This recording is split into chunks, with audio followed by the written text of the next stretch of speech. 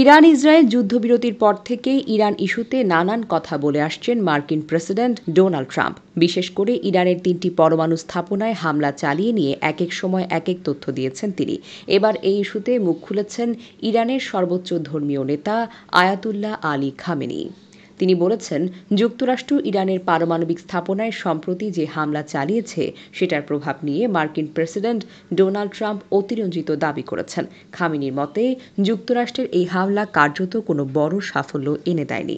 সোমবার এক প্রতিবেদনে এই তথ্য জানিয়েছে বার্তা সংস্থা আনাদুলু। রোববার নিজের অফিসিয়াল এক্স অ্যাকাউন্টে দেওয়া এক বিবৃতিতে খামেনি বলেন, আমেরিকার প্রেসিডেন্ট ঘটনাগুলোকে অস্বাভাবিকভাবে বাড়িয়ে বলছেন। এতে বোঝা যায় তার এই অতিরঞ্জনের পেছনে কিছু প্রয়োজন ছিল।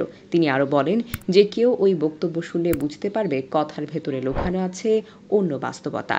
আসলে তারা কিছুই করতে পারেনি, আর সেই ব্যর্থতা ঢাকতে এত বড় কথা বলেছে। এর আগে ফক্স নিউজ থেকে দেওয়া এক সাক্ষাৎকারে মার্কিন প্রেসিডেন্ট ডোনাল্ড ট্রাম্প বলেছিলেন, আমেরিকা হামলা চালিয়ে ইরানের পারমাণবিক সক্ষমতা ধ্বংস করেছে এবং তারপর থেমে গেছে।